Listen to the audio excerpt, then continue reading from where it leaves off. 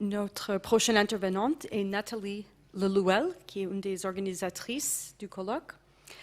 Elle est maîtresse de conférences en histoire de l'art à l'Université catholique de l'Ouest à Angers et membre associé d'ALOMA, Anthropologie historique du Long Moyen-Âge, EHESS Paris, qui est le nouveau GAOM, nous avons parlé de ça avant. À l'UCO, elle fait partie du laboratoire du LISIA, Langage, Interaction culturelle, Identité et Apprentissage. Ses recherches portent sur le rôle de l'image, à la fois profane et sacrée, à l'époque médiévale, dans une perspective croisée d'anthropologie historique et d'histoire de l'art. Depuis sa thèse, elle a néanmoins développé une spécialité autour du champ iconographique profane, images d'émoi, images de fables, représentations folkloriques ou littéraires, etc., dans l'art monumental roman. Ces travaux, qui ont fait l'objet de publications dans différents actes de colloques ou des revues nationales et internationales, accordent une importance particulière aux relations entre espace ecclésial et iconographie au cours du Moyen-Âge central, afin de mieux appréhender la culture visuelle médiévale. Et aujourd'hui, elle va parler d'explorer les marges, audace et imagination dans la recherche américaine en iconographie médiévale. Merci beaucoup, Anna.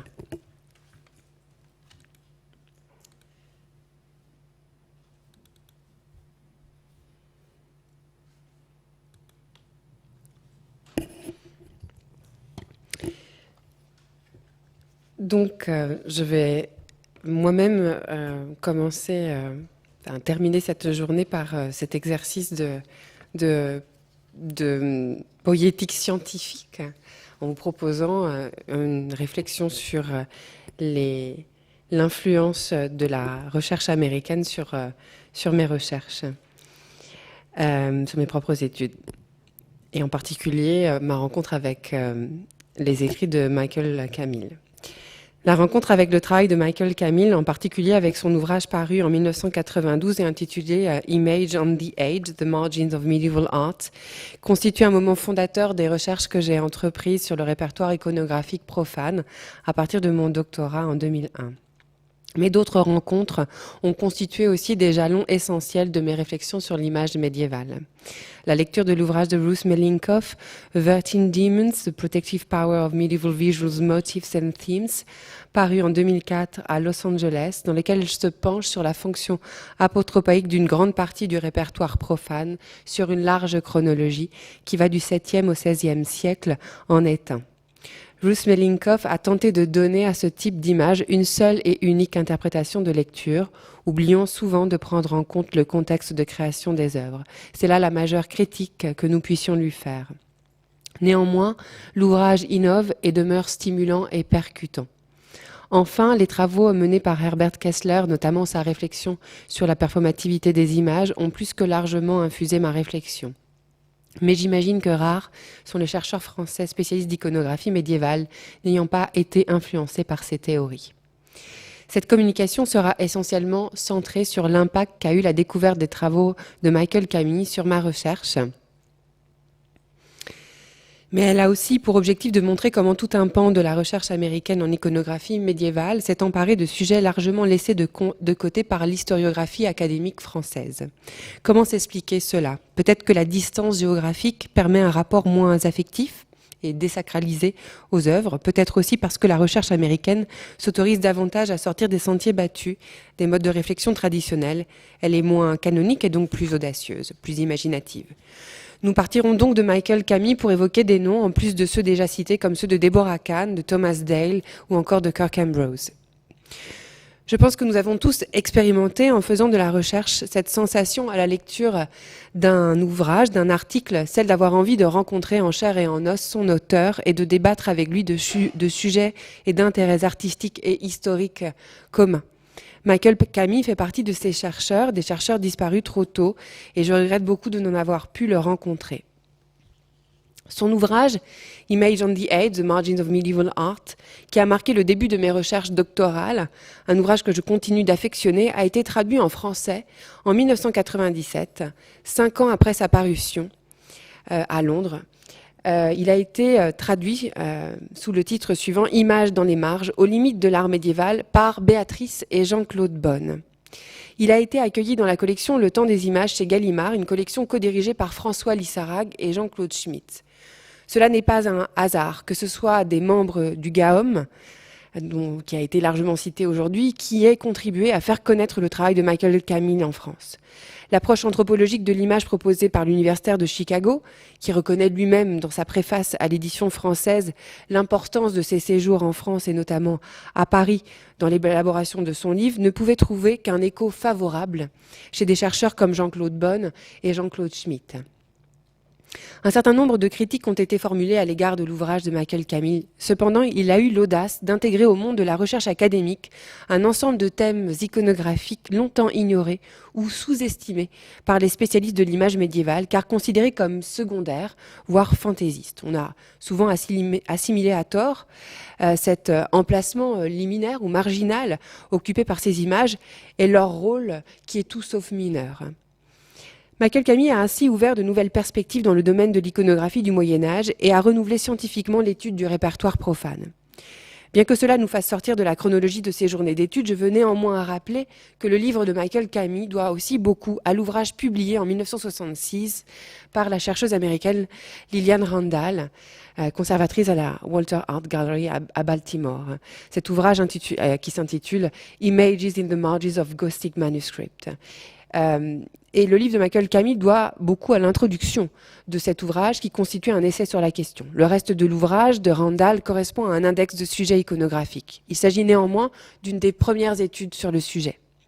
De la même manière, Michael Camille a su s'appuyer sur les travaux de Lucy Sandler, professeure à l'Université de New York, à l'Institute of Fine Arts. Il s'est appuyé sur ses travaux sur les marginalia tout en élargissant les propositions.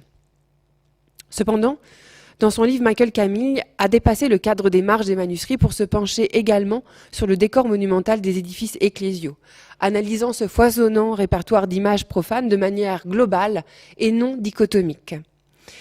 En franchissant les barrières d'une discipline qui aime les classifications, nous savons que c'est la base historique de l'histoire de l'art, et donc d'une discipline qui cloisonne, il a notamment réussi en convoquant la sémiologie, la critique littéraire, la psychologie ou encore l'anthropologie. Quand on regarde sa bibliographie, on trouve des références à Edmund Leach, à Foucault, à Freud, à Van Gennep, à Kristeva, mais surtout en osant s'offrir une grande liberté, il a ainsi réussi à expliquer des motifs iconographiques qui, faute de trouver leur place dans les entrées classiques de l'iconographie médiévale, avaient été trop peu étudiés, en tout cas trop peu sérieusement.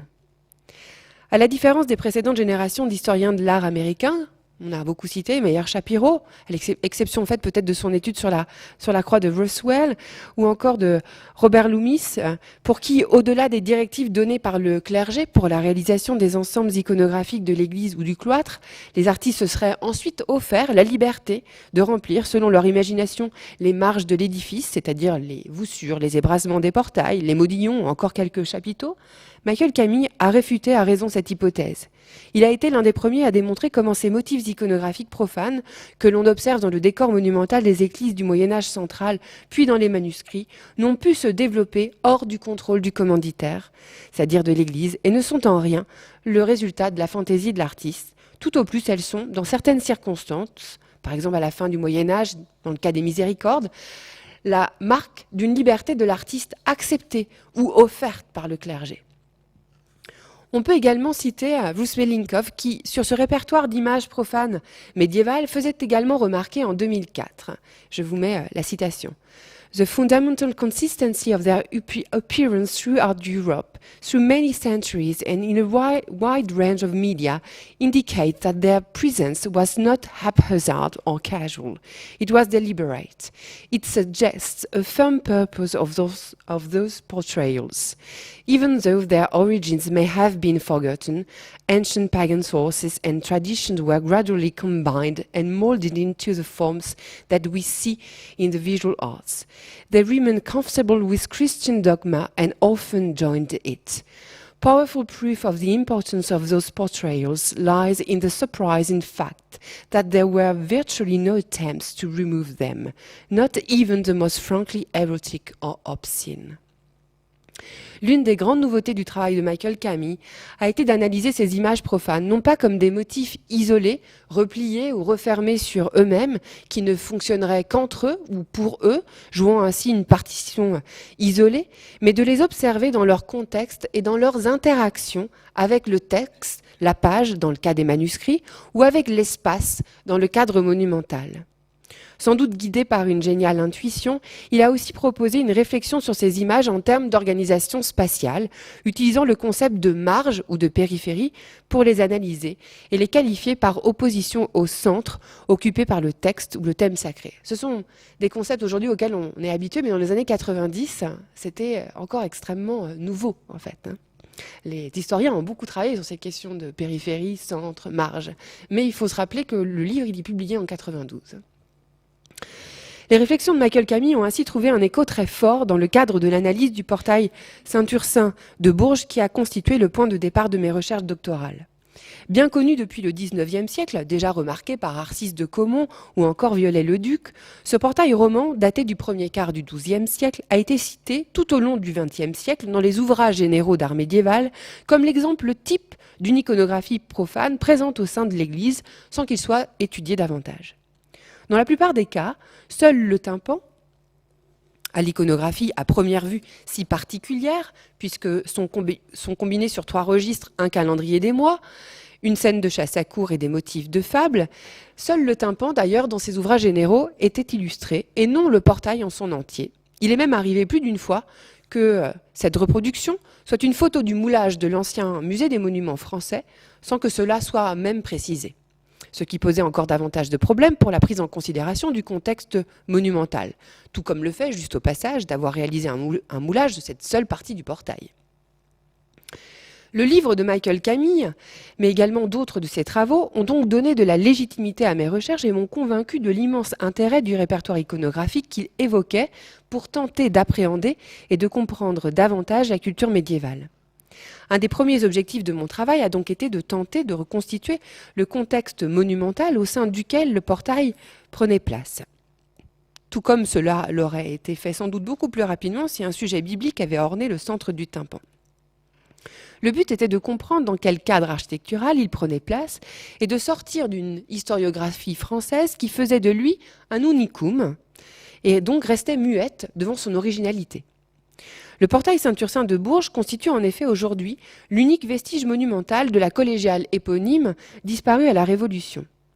À partir de sources écrites, j'ai pu établir qu'il s'agissait du portail central de la façade occidentale et qu'il n'apparaissait pas seul sur cette façade, mais qu'il était surmonté au pignon d'une grande croix sculptée au centre de laquelle apparaissait dans un médaillon l'Agnus Dei, comme on peut le voir aujourd'hui sur la façade occidentale de l'église Saint-Germain de Vornay.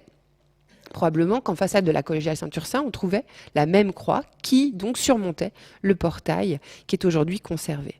C'est imbricé ainsi en façade un registre terrestre avec le portail et un registre céleste avec la croix, liés par un processus ascensionnel, du moins une articulation ascensionnelle, induit par la composition du portail et du tympan. La vision large et décloisonnante de Michael Camus m'a ouvert la voie d'une étude d'ensemble du portail Saint-Ursin et m'a permis de le saisir comme un décor complexe qui mettait en mouvement l'ensemble de la façade principale de la collégiale Saint-Ursin.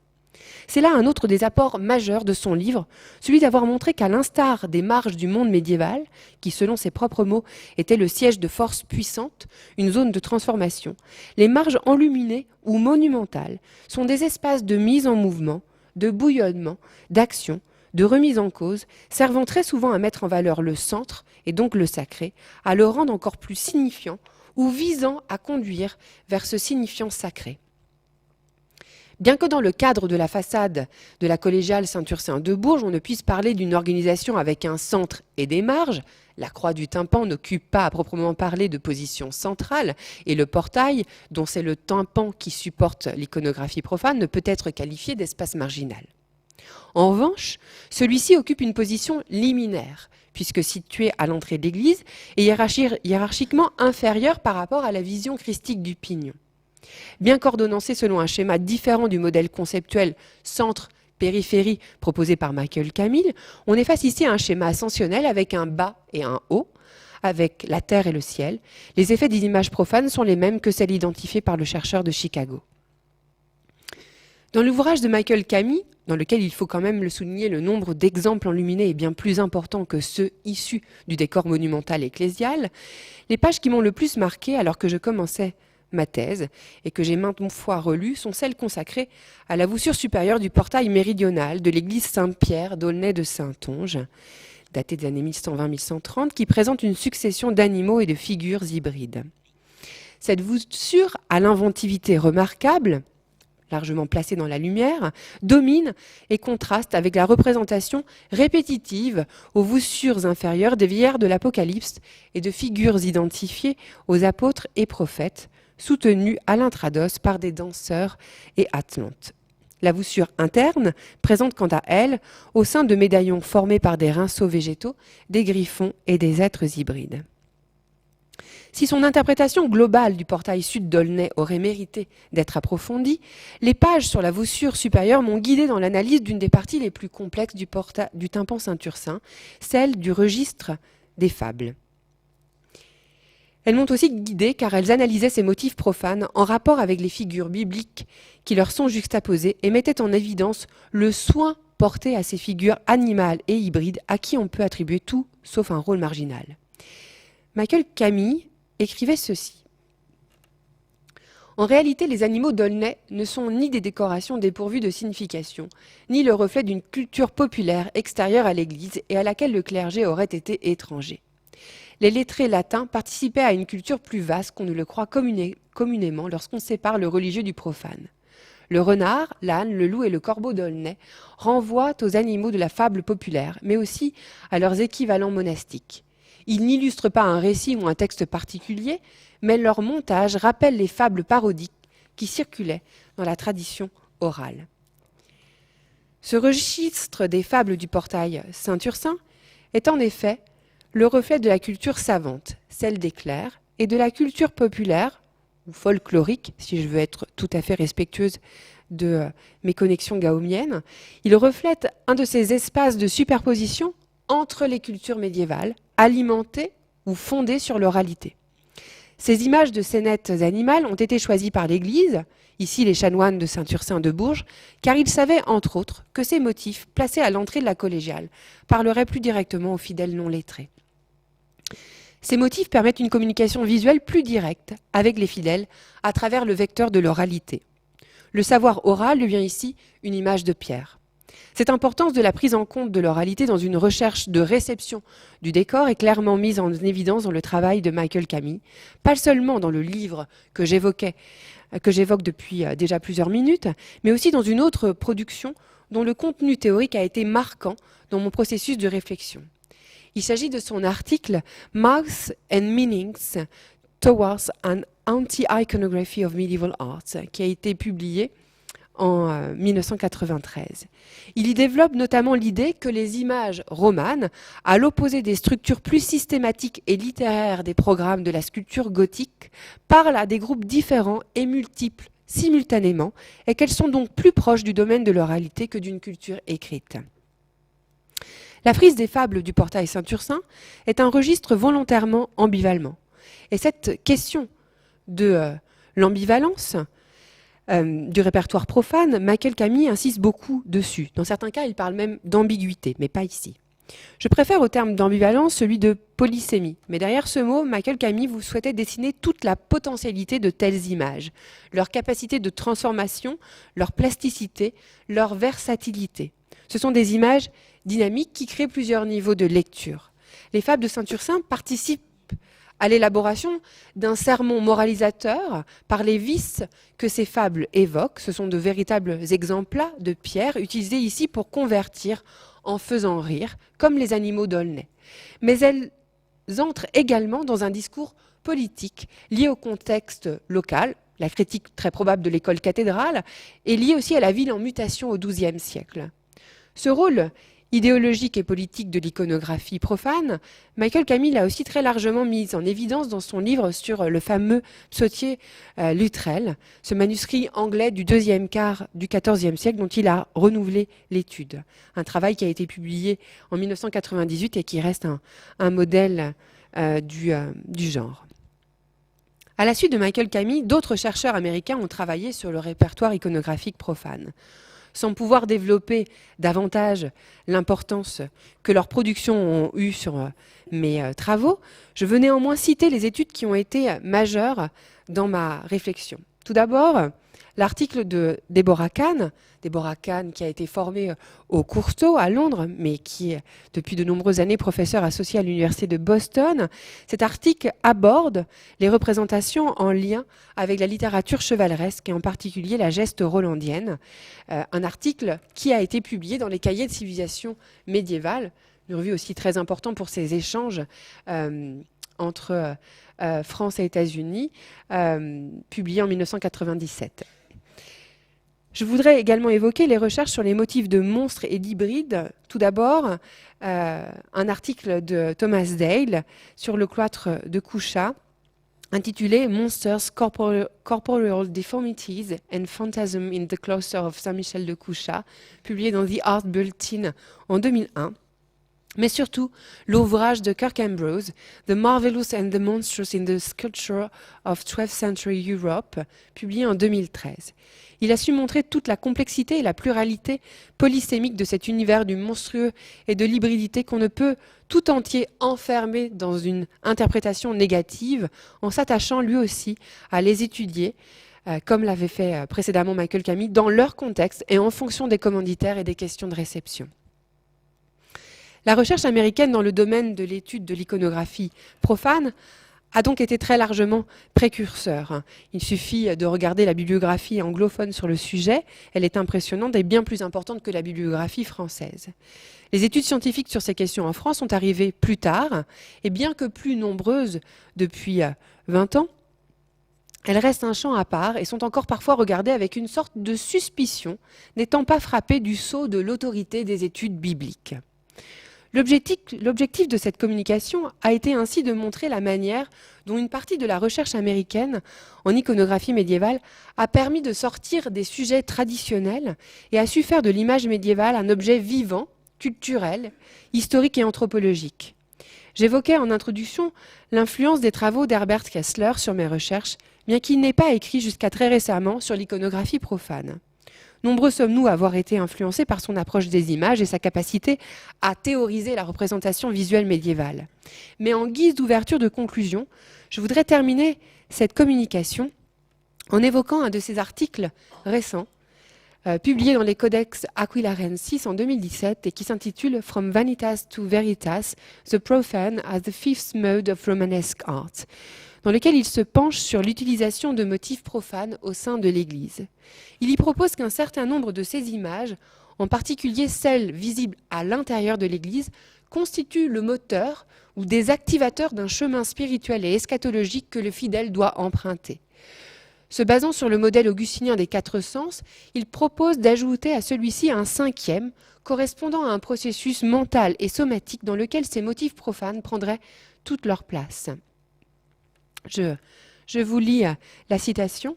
The living wanderers through the desert of this world needed a fifth mode, a somatic mental process that activated the feints and retreats of chess and the diversions and returns of labyrinths to help them skirt the demonic traps of worldly fascination, including the distraction of art itself, however therapeutic it might be in this life.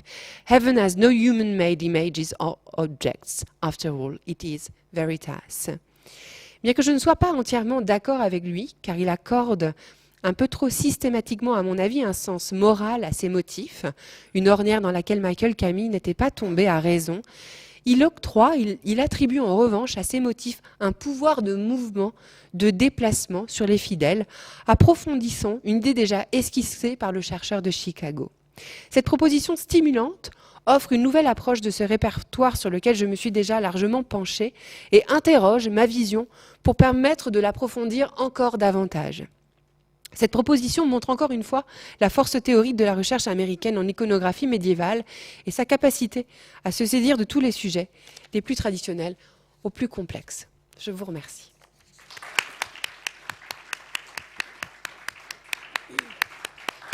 Un grand merci à nos deux intervenantes pour les communications très riches. Et maintenant, nous avons le temps pour quelques questions.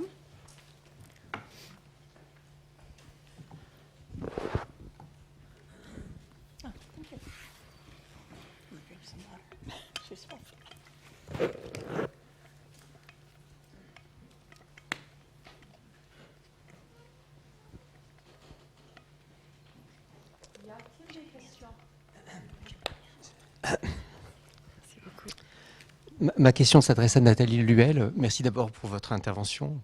Et en vous écoutant, je me disais que vous avez présenté notamment la figure de Michael Camus comme une inspiration, ce qui est vrai pour beaucoup d'entre nous, je pense. Et je l'ai rencontré, donc moi j'ai eu cette chance, donc ça me rappelle aussi un très beau souvenir. Mais je me disais en vous écoutant, et ça m'a frappé, on pourrait s'attendre, lorsqu'on évoque sa figure, à ce que vous évoquiez les gender studies, l'oralité, vous l'avez fait bien sûr, mais au fond vous avez parlé beaucoup d'autres choses, enfin de choses essentielles. Et je me suis posé la question suivante en vous écoutant, c'est la première fois que l'idée m'est venue, mais est-ce que Michael Camus finalement, enfin, est-ce que c'est l'Américain qui nous intéresse ou est-ce que c'est l'individu Michael Camus, et je rejoins d'ailleurs des choses qui ont été dites ici souvent, qui a eu cette capacité extraordinaire à regarder les choses autrement, à nous amener à voir les choses d'une manière souvent très neuve. Et surtout, c'est vraiment une question que je me pose là en vous écoutant, donc je vous la pose du coup. Je me suis dit, mais au fond, il a eu cette capacité qui est assez étonnante dans le milieu académique en général, que ce soit aux États-Unis ou ici, à regarder le Moyen-Âge un peu comme le faisaient les amateurs du 19e siècle. Et vous voyez, lui qui a travaillé sur Viollet-le-Duc, sur les gargouilles que vous avez montré en passant, ça m'a beaucoup fasciné. Je me dis, mais il avait quand même cette capacité à interroger les œuvres d'une manière assez étonnante, un peu comme le curieux qui, au 19e siècle, se posait des questions, avait ses intérêts sur ces œuvres, parfois érotiques d'ailleurs, parfois non, marginales. Et par conséquent, ma question est la suivante, c'est est-ce que vraiment ce qu'on regarde ici, bien sûr, c'est peut-être un exemple, et moi je trouve que c'est un exemple tout à fait important pour nous, d'un regard nouveau, mais est-ce que c'est vraiment le regard des États-Unis, celui de la France, ou est-ce que c'est pas le regard d'un individu? Mais voilà, vous avez peut-être sûrement un approfondissement à donner sur cette question. Voilà. Merci beaucoup pour cette très intéressante question. Je pense qu'en fait, je pense que évidemment, il y a la personnalité de Michael Camus, sa manière de voir les choses, qui est très importante, mais je pense que la liberté qu'il a eue et qui a permis les études que j'ai citées, hein, il y en a bien d'autres, hein, j'en ai cité que seulement quelques-unes, c'est aussi un contexte américain qui offre cette possibilité de penser de manière large. Donc il y a l'individu, et le contexte universitaire américain, avec cette formation aussi anglaise chez Michael Camus. Donc il y a ces deux aspects. Mais c'est vrai que je pense qu'une des grandes forces de Michael Camus dans sa pensée, c'est sa capacité à se rendre compte très rapidement de sa très grande altérité avec le Moyen-Âge et de ne pas la fuir, en fait, de l'assumer. Je ne sais pas si vous vous rappelez, en lisant son livre Images dans les marges, toute une page où il compare un certain nombre de motifs du Moyen-Âge avec la figure de Betty Boop. Et c'est une page absolument délicieuse. Et on en parle, ça a été évoqué plusieurs fois depuis ce matin. Cette capacité, en fait, à essayer de comprendre les images du Moyen-Âge tout en assumant le fait que nous sommes des hommes et des femmes du XXe et du XXIe siècle.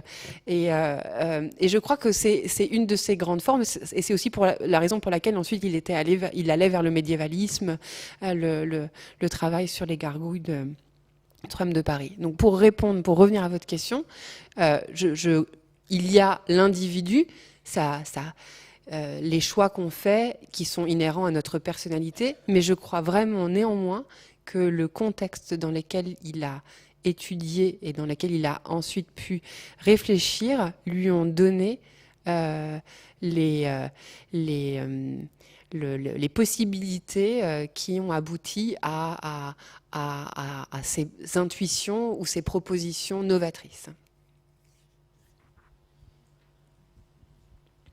C'est une question pour Andy et ça m'a rappelé ce matin quand Isabelle parlait de nos carrières scientifiques qui font revivre les absents ou qui font présent les absents. Et avec les photos de Guéné et lui que tu as projetées. Et donc ma question, c'est l'influence que ces deux penseurs ont eu sur ton travail en arrivant de Hopkins à Paris. Donc tu as plus parlé de l'essai et de Heinemann et le code d'écologie du livre. Donc ces deux penseurs. Ce qui était frappant parce que Guéné était en train de faire son livre sur l'historiographie, culture historique et histoire de blablabla. Je ne me souviens plus le titre exact à ce moment. Donc, il le présentait dans le séminaire, il y avait beaucoup d'intervenants. Et donc, pour moi, c'était intéressant comme quelqu'un qui connaissait les textes incroyablement, pas les textes situés dans les manuscrits. Et pour ça, j'ai trouvé, oui, parfait. Parce que lui, c'était quelqu'un qui aimait bien de toucher, qui regardait tous, qui avait des questions. Donc, je crois que Guéné, à cause de son intellect, était bon pour moi, pas pour tester, parce que je ne suis pas égaux avec lui, je n'étais pas à ce temps-là, mais il m'avait soutenu, il m'avait fait faire une communication dans le séminaire, et ça, c'était très bon pour moi, pour le réseau que j'ai établi là. Avec oui, c'est plutôt, il avait continué les sortes de choses que j'ai appris de Lillian Randall et aussi de Sandra, un peu. C'est-à-dire de questionner tout ce qu'il y a là, de regarder tous, d'essayer de comprendre la paléographie, etc. Et donc, pour lui, c'était les choses, d'apprendre les choses avec les mains, qui continuait. Pour Guéné, c'était plutôt le système des textes médiévaux.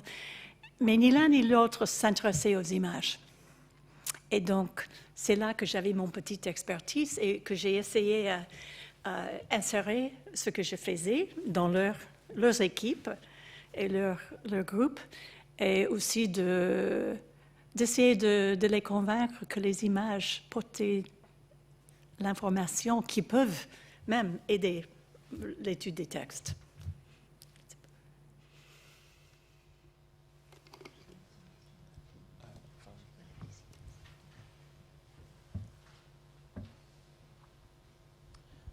J'ai une question un peu générale pour Nathalie notamment. C'est la question des traductions, puisque vous avez évoqué donc la traduction du livre de Camille 5 ans après sa parution en anglais. Et je pense à d'autres traductions, dont la traduction anglaise de Build Kult de Belting, qui n'est pas une traduction formidable. Il y a d'autres traductions. Enfin, c'est la question générale des traductions. Vous qui lisez les deux versions, est-ce que vous, pour ce livre en particulier de Camille, est-ce que vous avez des commentaires au sujet de la traduction? Parce que c'est vrai que Camille en particulier, il utilise un langage, un anglais assez inhabituel pour des historiens de l'art traditionnels. Donc, comment est-ce que ça a été traduit en français? Est-ce que vous connaissez un peu les circonstances de ce qui a mené à la traduction? Là, justement, en fait, je voulais le citer parce que c'est une traduction très particulière. La traduction, elle a été faite par Jean-Claude Bonne et sa femme, qui connaissent très bien le Moyen-Âge et qui connaissaient aussi, qui avaient des contacts avec Michael Camille. Donc, il y a eu des allers-retours entre eux qui fait que j'en ai pas parlé dernièrement avec Jean-Claude Bonne, mais je pense que Michael Camille était tout à fait d'accord avec la traduction qui a paru en France. Donc on est là face justement à un cas assez rare d'une traduction faite par quelqu'un par un chercheur du GAOM et de son épouse, qui était déjà très intéressé par les questions de l'anthropologie et par justement la nouveauté d'un tel ouvrage, ce qui explique pourquoi il a été aussi rapidement traduit en français. Dans d'autres cas, effectivement, les traductions sont des traductions commerciales suite à un succès et parfois qui demandent de retourner au texte original pour s'imprégner de la langue du chercheur et de comprendre toute la subtilité en fait d'une réflexion. Nous le savons tous à quel point il est difficile, même si parfois on maîtrise bien une autre langue, de réussir à traduire notre pensée dans cette langue qui nous est étrangère. Il y a toujours, je pense, on a un rapport affectif avec le langage, donc la traduction, même si elle est la meilleure possible et même si on l'a fait nous-mêmes avec un bon niveau de langue, on perd toujours, je crois, quelque chose en fait. Il y a toujours quelque chose qui se perd, qui est de l'ordre du sensible dont je parlais ce matin. Mais en tout cas, pour cette traduction, pour vous répondre à cette question, pour la traduction du livre de Michael Camus, je pense que c'est une très bonne traduction. Merci à toutes et à tous. Nous invitons le public à revenir demain pour la suite de ces dialogues transatlantiques. Et j'invite les participants à rester dans la salle pour poursuivre la discussion autour d'un cocktail. Merci beaucoup.